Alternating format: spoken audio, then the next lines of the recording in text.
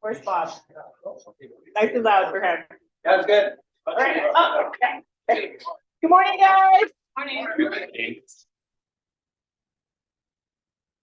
So our first item of business in this very busy meeting, we are voting for a board member and president-elect. So under your napkins, you will find a ballot. Pretty extensive ballot. So you can vote for Brandi Easter, or if you have an alternative, please put it in. You can vote for Bob Judevine for a board member. If you have an alternative, please write it in. Pass it towards the end of your tables, and we should tally it, have a tally by the end of this meeting, and let you know the surprise results. If there's extra tables, do we vote for it once? No. Use the honor system, Rotarians. Sorry, it's an African. Is it true?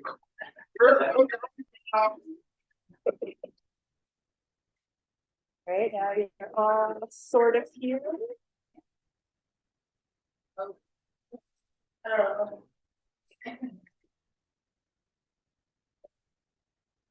Start on this side of the room. Visiting Rotarians and guests, Cairo.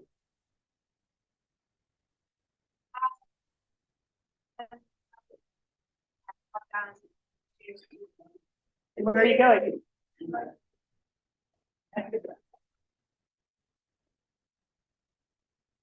At the back table here? I'm Henry. A social work intern under resident agency.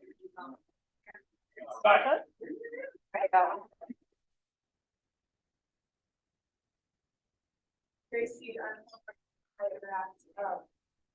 fundraiser next Friday. And what's the need of some option items? If any of you are ready to go in, let's give you a call. And that would be awesome. No. We've been asking this, but it's not going very well. So, yeah. And you'll have another chance to talk about the spaghetti cake or the spaghetti dinner in a couple minutes. Oh, yeah. Okay. Cool.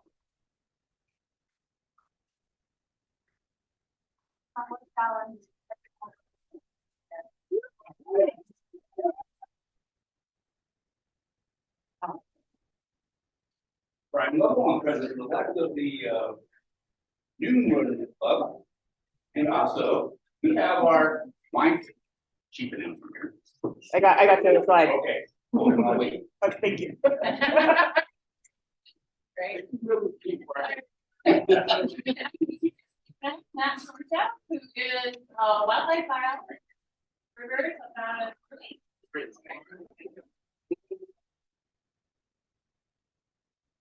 Has everybody gotten a chance to vote? Thank you.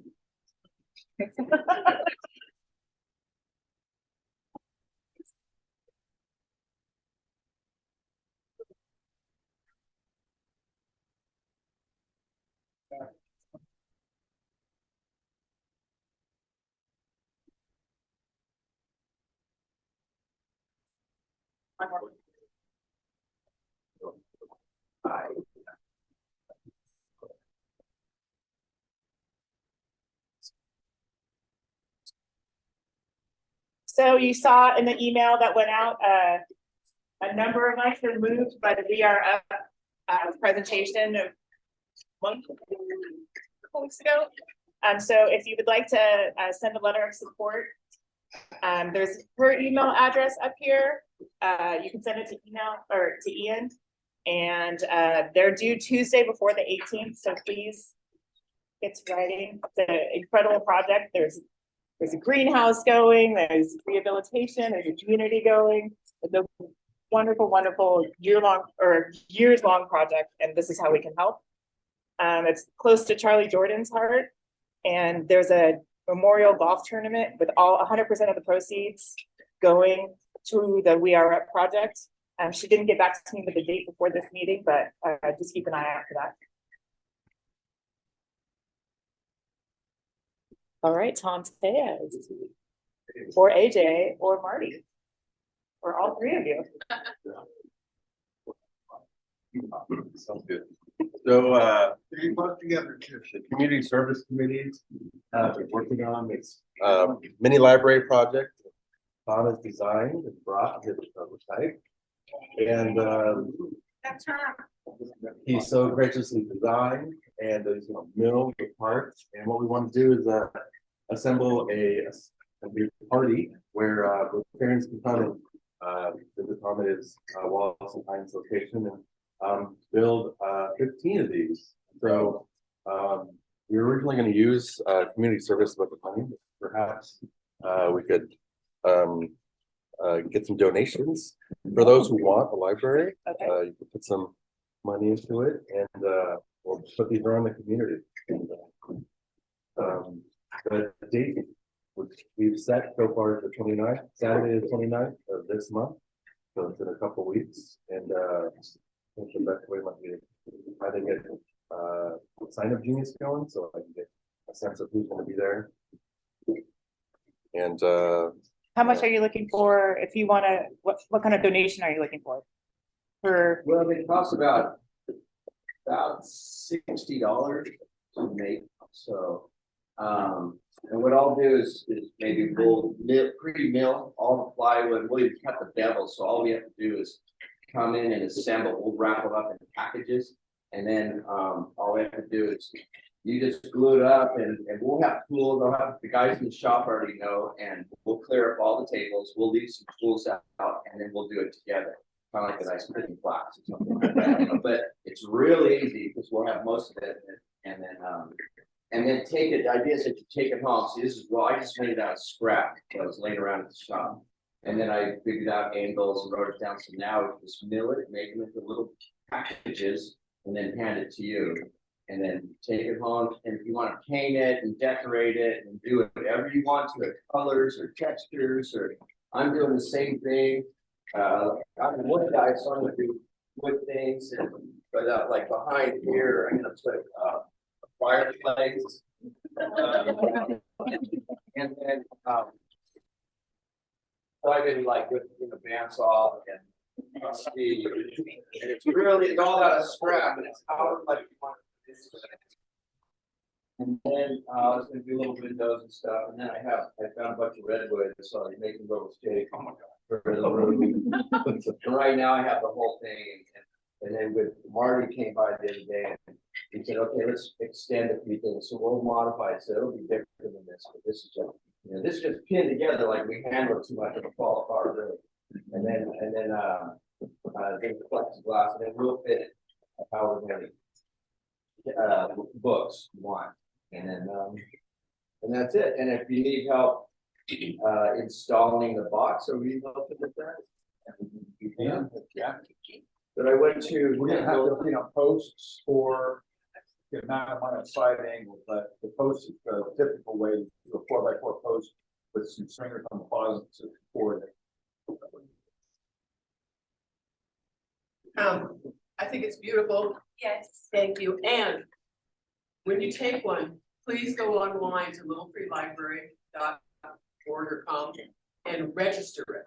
Because what they'll do is they'll put the address of the location on their website. So when people are in town or around, I think, Little Free Libraries, and they can go and find all the ones that are registered. And they'll send you a little metal plaque that you can put under the deed there. So it'll have a number and it'll be registered. So it's very cool. I'm an aficionado of Little Free Libraries. I think. Now, you're not advocating that we actually put a fireplace inside. Wood stove. The actually, problem for us is Right. That's why he's just putting it on the outside. Just, so, Kyle, you also have a patron breakfast store that morning, putting. And the wine festival is also that day. So is the work party timing flexible? yeah. What's that? I would suggest you do it before the wine. Oh, yeah. Yeah. Gonna do the next, so we can do the next day, a Sunday. Breakfast library one. That's what I'm saying. Yeah. Dinner's not so. Okay, we can hammer these details out. Yeah. Yeah. For continuity's sake, you're gonna have to have beer. There's a brewery across the street. Yeah.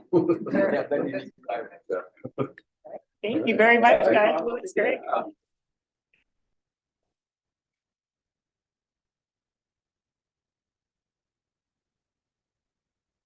All right, World Community Service had a meeting. Oh, yes, sir. I just wanted to say, if the, whoever's counting the ballot, if you're finding that it's a squeaker, there are some votes coming in on Zoom.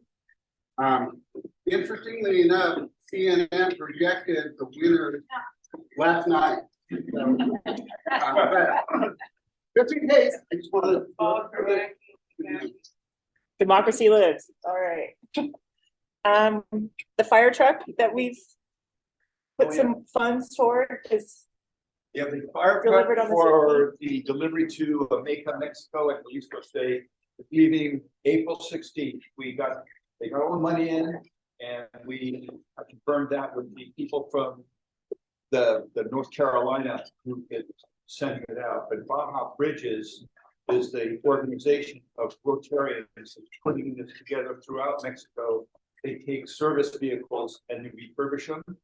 And then they take them down to villages or areas that need them for rescue, for transport of people. And they usually only have one vehicle per area.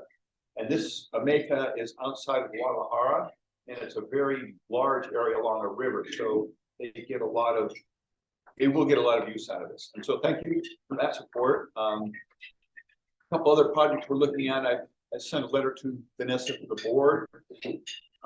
There's a binge addiction clinic in Guadalajara that is looking for help with a club out of Jalisco and the Guadalajara club.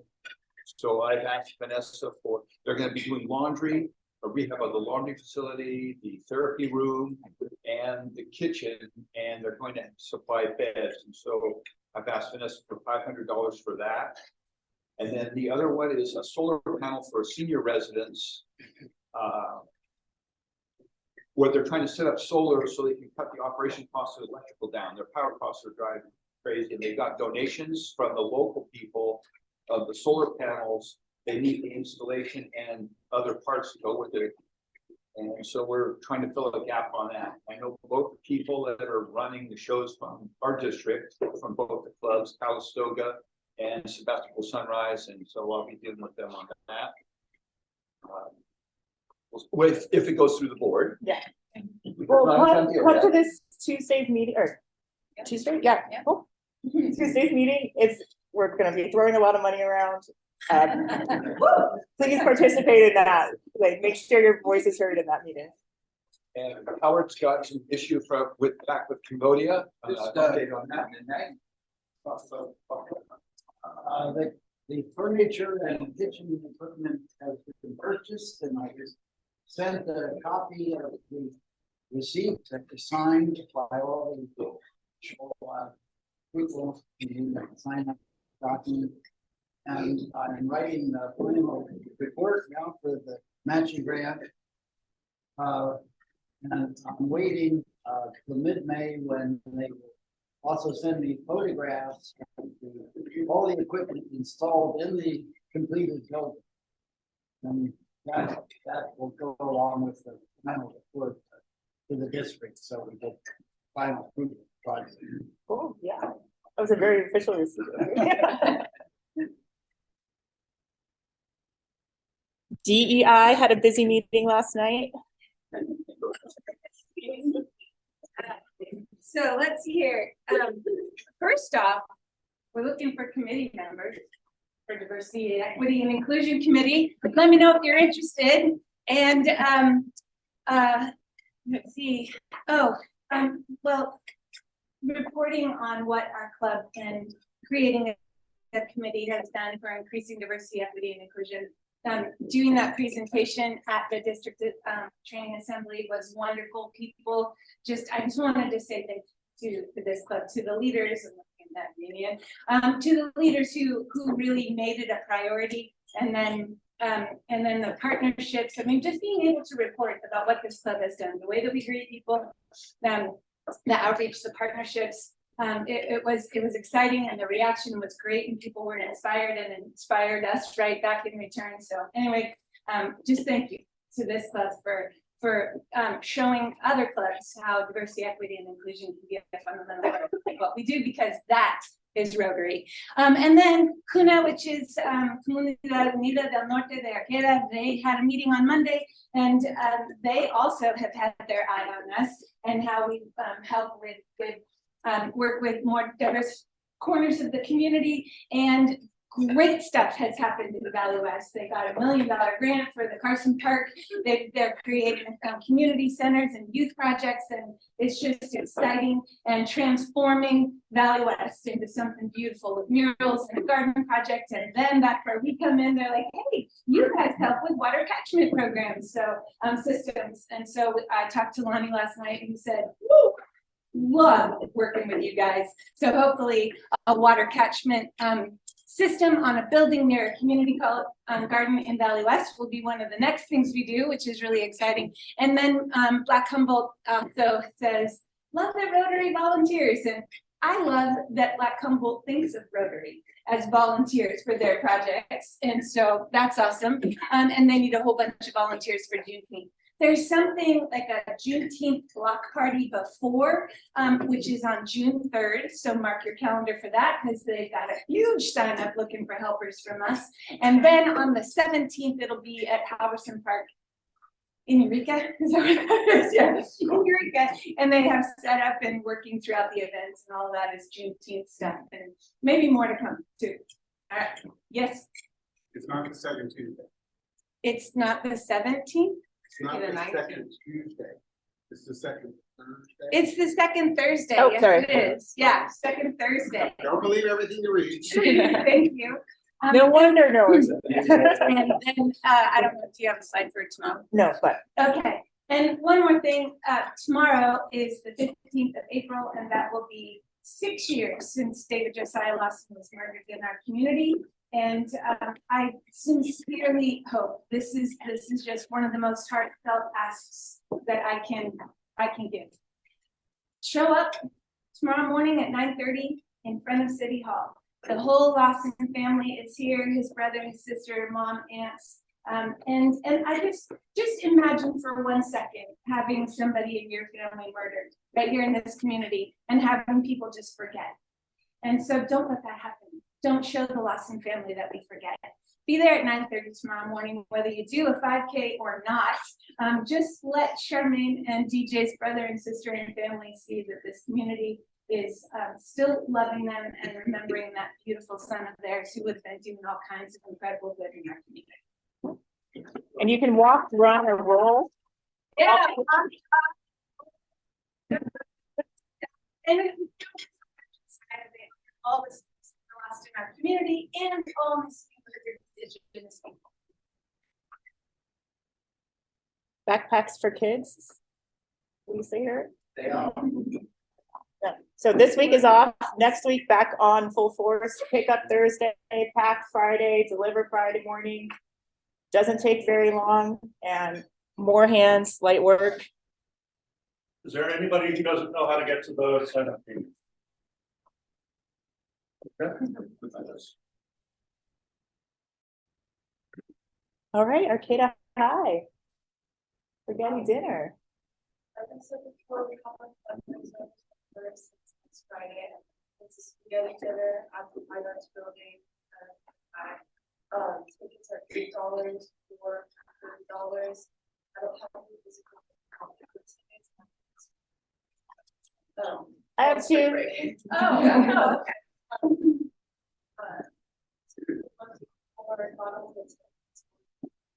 The sign up and volunteer. I sent a Uber to give us a box of Ameca of the sign up. So if you're going to do that, that'd be awesome. Again, the donation for offering, but now that's a donation raffle. That'd be a lot smarter. I'll talk to the officers about that. But regardless, we would need items for that raffle. And we also are looking for bread for our spaghetti dinner. We have the noodles, we have the sauce, and stuff like that. We have salad, really just bread. But that's it. Okay. Yeah. Thank you. Thank you.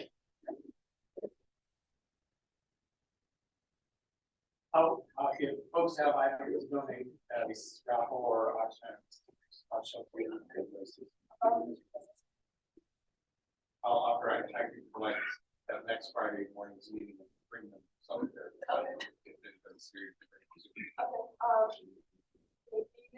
Just,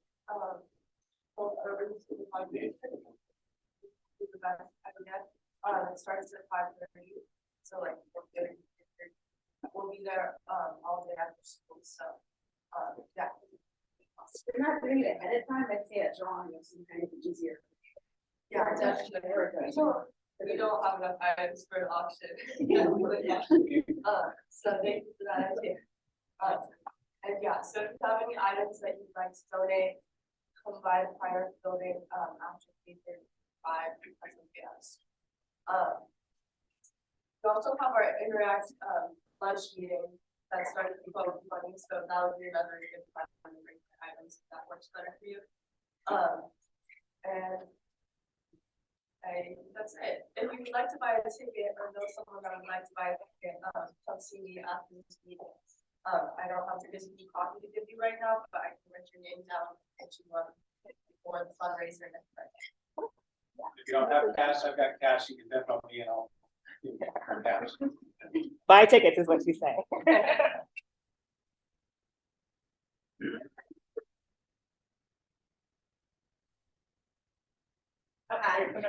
I'm Annalise again, Vanessa, thank you.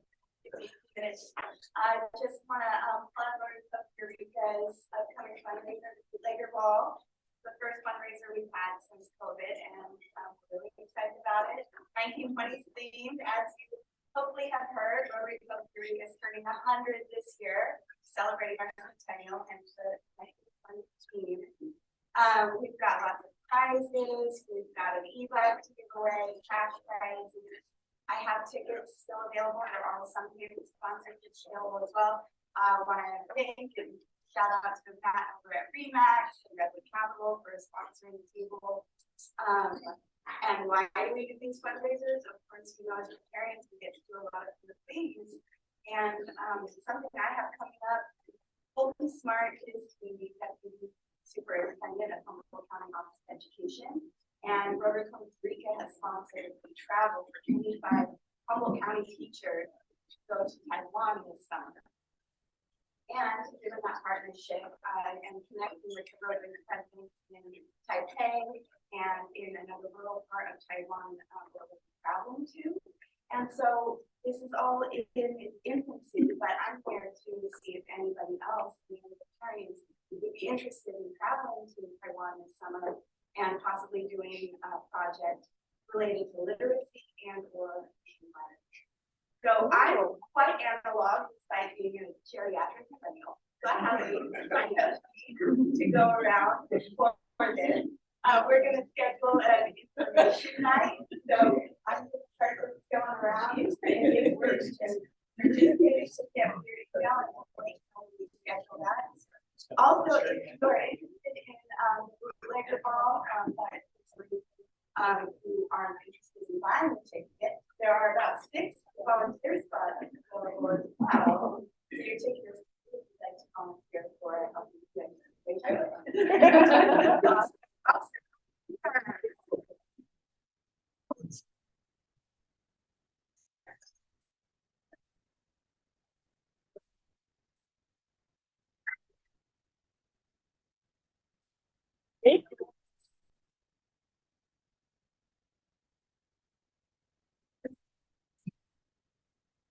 Hi, Rose.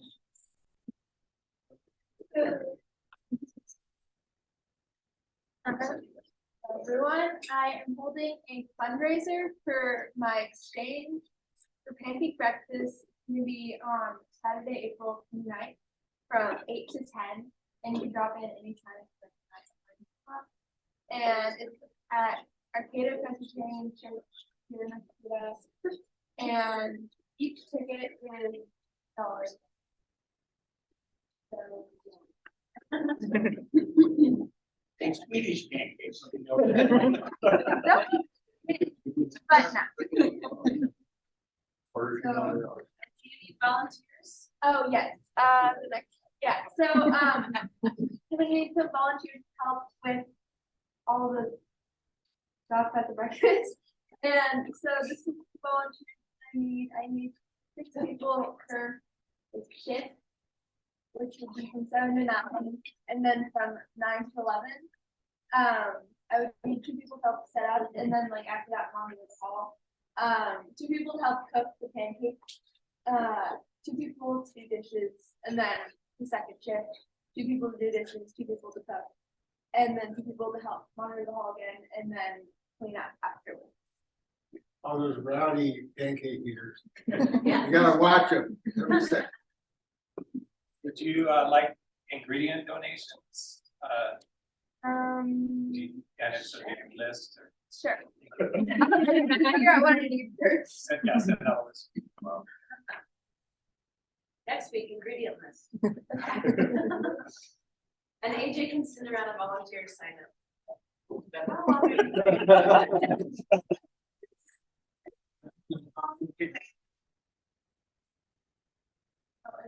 Be around 11 months. I did exchange. I was younger, so I was. Exactly. Very beautiful. Yeah, I'll go I around. love the tickets, I got mine. You're hungry. Is cash the only way you're taking money right now? Yeah. I don't Okay. have- Okay. You could Venmo me and I could give it to you.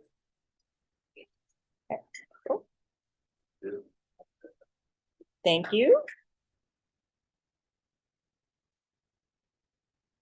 Yes, sir. Okay, well, it's our 13th annual wine festival. And, you know, there's gonna be some nice wine. I think there's 12 vendors there. It's gonna be at Baywood, beautiful site. Have an outdoor area where you can, last year was just lovely. $50, I've got tickets here. Or if you don't wanna buy, give me cash and ticket. I have QR codes so that you can buy online. Anyway, it's gonna be a fabulous event, and I hope everybody comes, listens to Dogbone, they're a nice jazz band, and enjoys music. Yeah.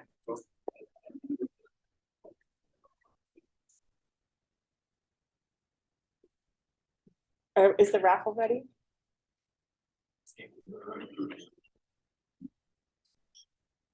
What was the No. question? Is the raffle ready? Heck, yes. Hey, Brian, do you have hall monitors at your event? Yes, we do. Okay, make sure. And she wants likes that. That's why. She's absolutely trustworthy. That's the. Right. So, first, 4735, doing good. 4735, anybody?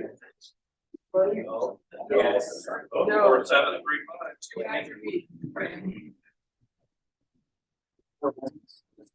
All right. Very well.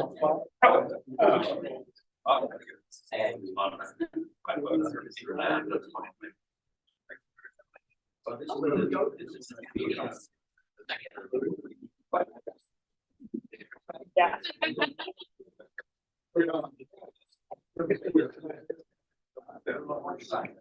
All right. The next one is 47.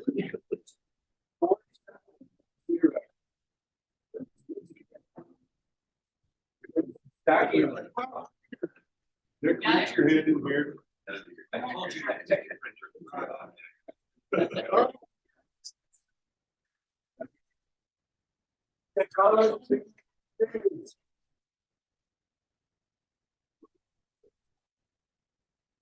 Thank you.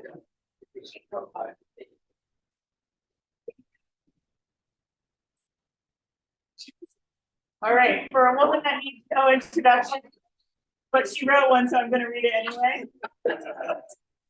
Baby. All right. Our very own Carol Vander Meer will be giving a presentation on the Great Redwood Trail. The Great Redwood Trail is envisioned as a 360-mile rail trail project connecting California's San Francisco and Humboldt Bays. Once completed, it will be the longest rail trail in the United States and will traverse scenic landscapes, including old growth redwood forests, oak woodlands and vineyards, and the dramatic Eel River Canyon. Carol works as a projects coordinator at Redwood Community Action Agency and is a part of the team helping to engage the community in the creation of a master plan that will guide the development of this visionary project. Woohoo! Welcome. Yeah, about 6 months ago, I started working at Redwood Community Action Agency as a program coordinator, and I work on a lot of different projects in our active living group. And you know me, I've talked about trails before, so it was like perfect fit. So I'm part of this team, and today I'm going to give you a little bit of background about the master plan process that's happening and how you can help influence that and be a part of it. And we've got parts of the Great Redwood Trail that are happening here, and in May we're going to start the completion of part of that Great Redwood Trail connecting Arcata and Eureka. So that's starting in May. So it's very exciting. Yeah. So this is the little map showing you about that corridor. So it's really taking that old North Coast Rail Authority corridor that has been defunct, I think, since 98, I believe, because it's so unstable in that Eel River Canyon. And it was determined that it was just economically not feasible after decades of trying. And so this follows that railroad line. And so the goal here is to transform that old line into an asset that will really benefit communities all up and down this corridor. So it's a conversion. There are rails to trails conversions that happen all over the country. And it's going to be a multi-use path. And there's lots of different models of things that have been happening, like the Olympic Discovery Trail. They've been really successful up there. They've done analysis of how that trail has transformed the community by bringing in visitors who bring in money, who spend it at businesses along the trail. And so we have some records of places that have done this and how successful they've been. So, supporting, economic development, tourism, environmental, restoration. There's a lot of different benefits that trails bring. So how did this come about? I know some people are like, what? This is already happening. Well, back in 2018, they did some feasibility studies, but to see about would it be a feasible idea to convert this corridor. And then Senator McGuire helped sponsor the Great Redwood Trail Act passed, and it basically mandates now that this corridor be set aside for a trail. There is land, the Sonoma Marin part is managed a little separately by the Sonoma Marin Area Transportation, SMART. But now there's a Great Redwood Trail Agency instead of the North Coast Rail Agency that manages this corridor. Some parts of the corridor are actually owned by the agency. Others just have the rail corridor passing through them. So it was really important in order to make this happen in 22. The railroad was rail banked, and what that means is that should there ever be a time in the future when it's economically feasible, or there's someone who has the money to use it as a rail, and we relook at that, it could be. But until then, we can use it as a trail. And so we just started this master planning process in October. So just a little bit about the process. There is this master planning project team, and it's basically the Great Redwood Trail Agency working with the Coastal Conservancy, several different partners working on this. My end is over on the community engagement piece, and so that's part of what I'm trying to do today. There's also folks down the North Coast Opportunities is working on this. down further south, you know, in Mendocino counties and Trinity counties. So this is just a little bit about all the partners working on it. So what will this do for us? So this will be a guiding document, because this is a generational project. This is going to take a while, and it'll be built in pieces, you know, just like we're building part of it. You know, they'll be starting here in May. That's going to continue this piece around Humboldt Bay. So it'll give guidance for how it's going to be operated. It'll have some initial designs. There's actually some funding from the Conservancy to start to design certain portions of it. But just, you know, preliminary conceptual designs. We're analyzing any cultural, environmental resource protection opportunities, habitat restoration, and prioritizing those projects. Because like I said, there's some money now, but also identifying how do we fund this over time. It's not going to be built all at once. And it's I'll talk a little more about the corridor. There's some very challenging aspects to the corridor as well. So this gives you kind of an overview. So what I've been up to, we started actually with engaging the tribes and did tribal outreach with the tribes all up and down the corridor. It's those that touch the corridor and those further away. And some areas like down in like the Barberville and the Eel River Canyon area, the Wailaki are very, you know, they have a lot of cultural resources along there. So they've been meeting with government to government meetings with the Conservancy and the tribes. I attended and presented at a tribal chairperson's meeting, and the tribes are very interested in being sure that obviously the cultural resources are protected. We'd love to see, you know, cultural resource centers, you know, highlighting opportunities and highlighting the history in the area. So we've been doing tribal engagement. We've been doing in-person meetings. We're going to be doing more. We do, you know, small groups, kitchen table discussions. And I want you to think here, if you think there's groups or businesses that would like to have more of a one-on-one conversation with our project team, we're open to that as well and looking for input on that. So this sort of shows the general schedule. We're still right at the beginning. This started in 2022. We're a little behind. We might probably need to shift that bubble a little bit, but we're kind of wrapping up some of the listen and learn phase, but we'll continue to listen and learn. But what we want to do is find out what concerns people have, what questions do we need to be really examining and answering in the master plan. Then we're going to be going back and having another round of meetings where we draft some proposals, some ideas, and go back and say, hey, we listened to you. Here's what we came up with. What do you think? And then go back again, you know, and kind of adjust that. So we'll be, you know, making recommendations, kind of developing conceptual designs, and then hopefully in 2024, we'll have that master plan completed somewhere around summer 2024. And so there was a part of this process we developed. I wasn't a part of this part of the team, but there was an economic benefits analysis that was developed.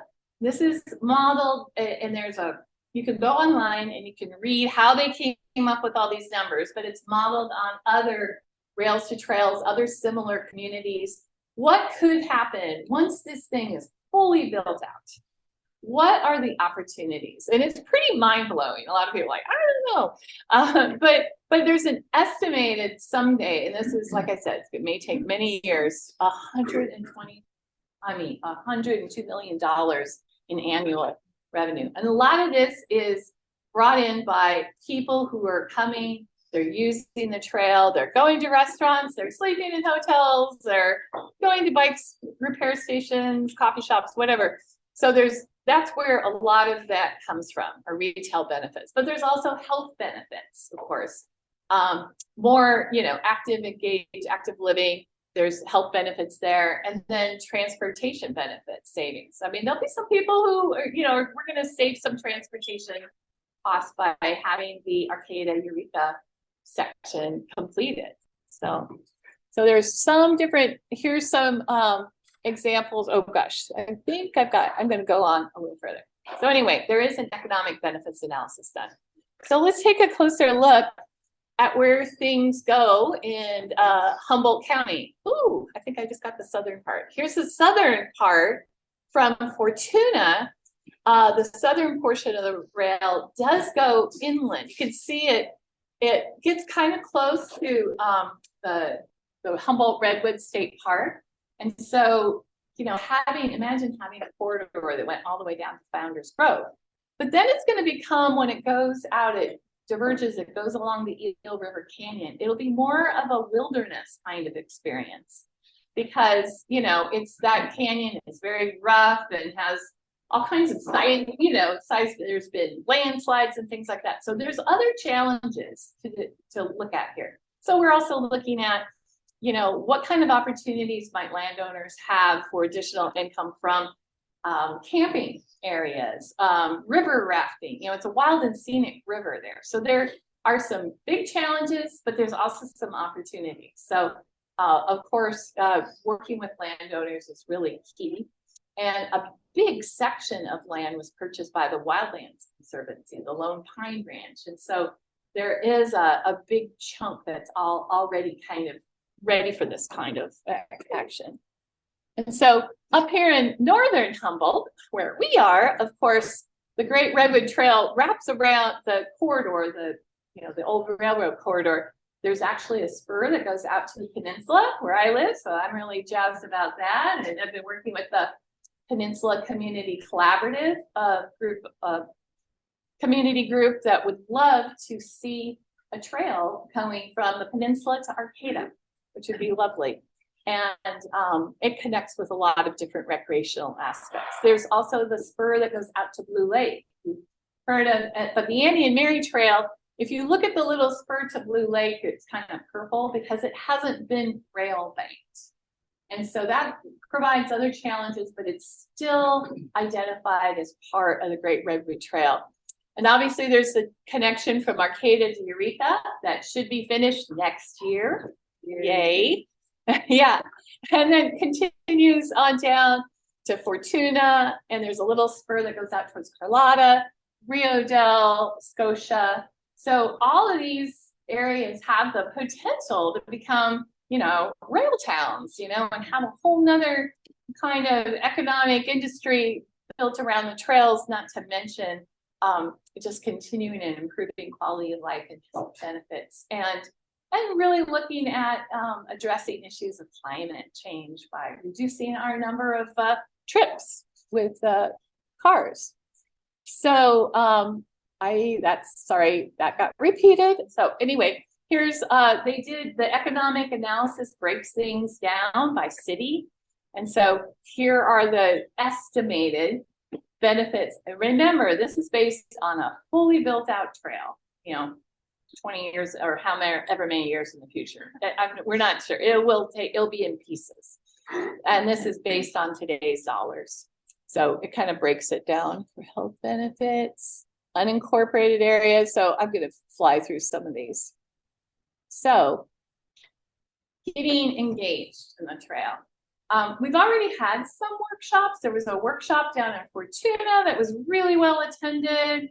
We gathered information and are trying to incorporate it as we go.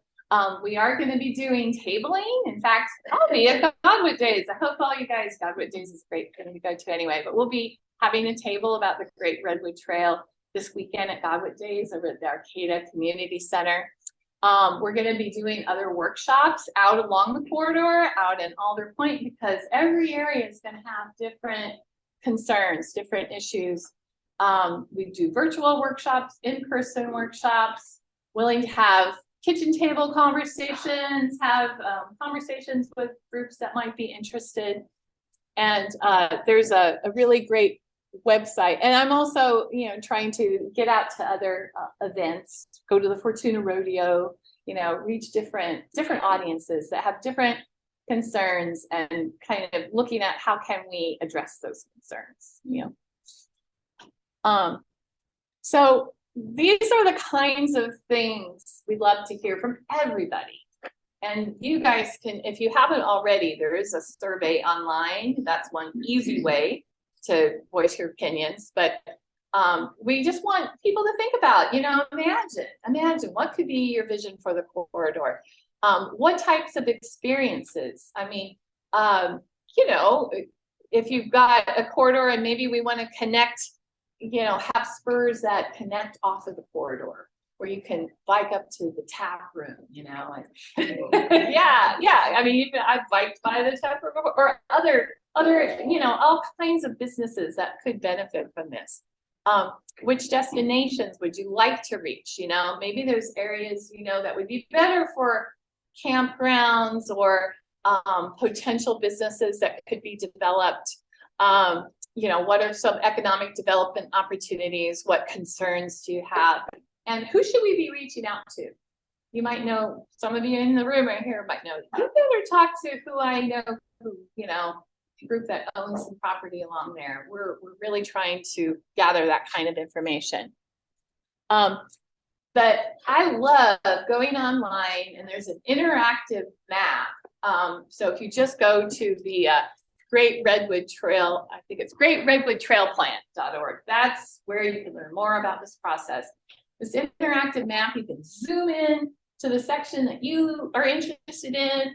You can see people's comments, like, this one goes right through the lumber yard. You need to, make a reroute. You can see people's comments. You can add your comments. You can say, I am so excited about this stretch, all those kinds of things. So that's a baseline easy thing you can do, and weigh in on the Great Redwood Trail. And so, like I said, you can go there, you can call. The State Coastal Conservancy is really overseeing this. I'm just assisting. The Redwood Community Action Agency is just assisting with this, getting the word out about it. There's so many different ways you can get involved, and pay attention. We'll be having more workshops and activities and events up here soon. And so I think that's my little spiel. I wanted to know if you guys have questions. I see Craig's got a question. Probably lots of them. Huh? I have fairly extensive experience down in both timber company, timberlands, and private. And to me, knowing what I know, it seems real pie in the sky to me. I mean, when you get a failure there, it's not. What slide comes in is thousands of cubic yards. The reason the railroad could go through there is because they used to scoop the dirt out and dump in the river. Well, can't do that. You can't fix those with wheelbarrows and shovels. Like I'm thinking Scotia Bluffs.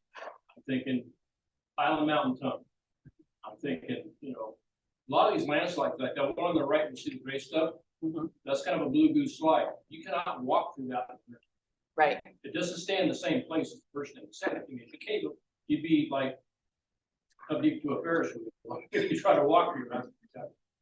I have some experience with those, so it seems real kind of pie in the sky to me, to maintain a trail in that country with what you have to deal with. The next thing I think about is funding. Like, we know how the bullet train went. Originally $1 billion, now it's 10. You gotta, but the success I think will be in pieces like you're talking about. The easy pieces are easy. Right. Pieces on flat ground, stable ground, you kind of work things out as best you can. I think there's a real possibility that it'll never. You also got to adverse condemn from landowners to get them to agree to. If you're going to go around the tunnel, I mean, you could literally be cut off by some landowner that won't let you go on. Yeah, I just, and I don't want to be the naysayer there, because I think you could do it in bits and pieces, and even that would be probably a benefit. But you would, you start to learn if your funding sources are adequate, even maintain the easy parts. And the infrastructure of people are actually going to do that.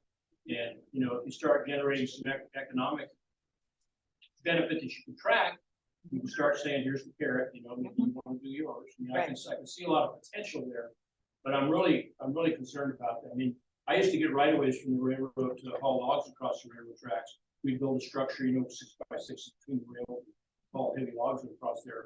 We also, time the railroad schedule so we fall over trees. Just up slope. But I saw times when old growth trees come across the tracks and they had That's the thing that would make me wonder if it's really feasible with the expenses you're gonna incur, and they're gonna be episodic and periodic. You can't see them coming, and they can be pretty catastrophic as far as what fail. I mean, if, let's say you work somewhere around Scotia Bluff, sometimes these things fail. They don't just cover the trail. The trail's gone. Like it's not there anymore. Right. Here's the trail, vertical. So it just, but I think the success would be to do it in pieces, get the easy part. Yeah, it will definitely be in pieces. And yes, that is the real challenging part, is that corridor.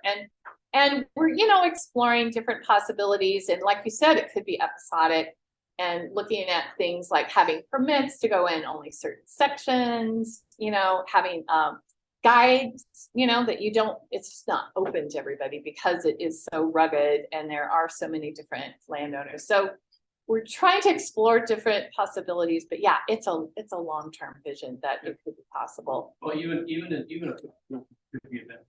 Pardon? Even a patchwork, I mean, everybody wants to go, oh, you can walk from the Bay Area. To Right, the, right. Well, maybe you can't, and maybe you can walk on 20 miles, or Right. 30 miles, or, you know, Yeah, and Eel Canyon's pretty spectacular when you get out there. yeah. You know, as long as You- it's not moving up. I tell you, you could be a great asset for giving, seriously, Chris. Yeah, we need you. I'd like to second that because the data's already in that a successful business is operated by people who see the facts and say, well, that's just not gonna work.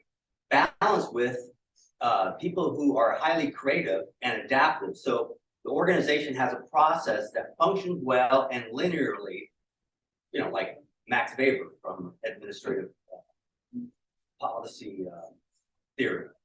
Or over here, Einstein that says you can't solve a problem at the level at which it was created. So the factual person could bring in physics. A body in motion remains in motion, a body at rest remains at rest. Well, this is true of water going downhill, it's true of rocks going downhill. So you build a trestle across there with that portion. It's not too long, or you find a creative way, a cheap way to build with materials in the area. And then you have, so that's part of the adaptive and the facts together. So that would be Yeah, Ian. One of my favorite things to do because of where we are in Humboldt County is swim in the natural rivers. Yeah. So are there sections of these trails that you see as having, you know, River access. that just isn't Yeah. there right now? Yeah, Jen Rice, who's been here and is trail advocate extraordinaire and has been a river guide down there. That's part of why she's on the team, is exploring and having those kitchen table conversations with tribal members, with landowners, you know, and kind of exploring those possibilities of increasing access while protecting it. Also, increasing access, there could be some other benefits for increasing access for fire protection, frankly, and building that into part of the master plan, because that's a real issue in our area. I don't know if anybody else noticed, but the whole graphic of all the companies and organizations involved, and then there's Jen Rice. Nature on our own. She has her own consulting business. Yeah, she's a really, really great to have on the team. Yeah. Please be sure to consult some old-fat people who can't hike 50 miles a day. We're I know gonna all about of you hiker people will probably go, oh, it's an easy day. John, I just wanted that when you said what remains in most of the work. Yeah. It's a fact. All right. I think I'm getting hooked, but thank you, everybody.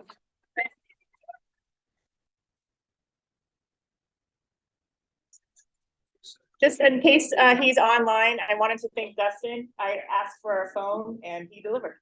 So thanks, Dustin. And let's get some election results. Roll, please. Congratulations, Brandi Easter.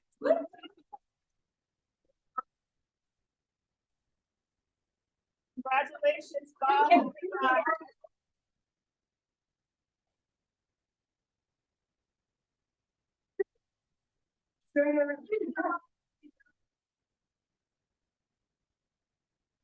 I guess it should be noted that there were no write-ins for anybody, so.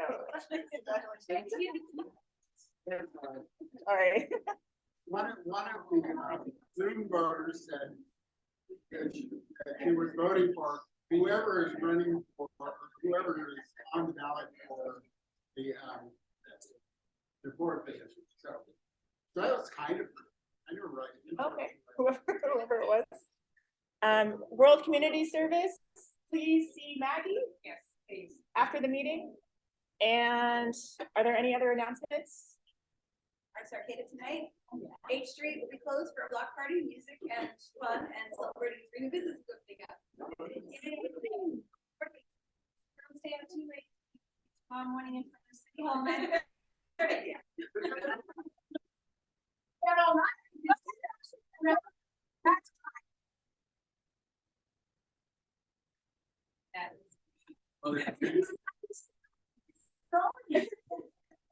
All right, guys.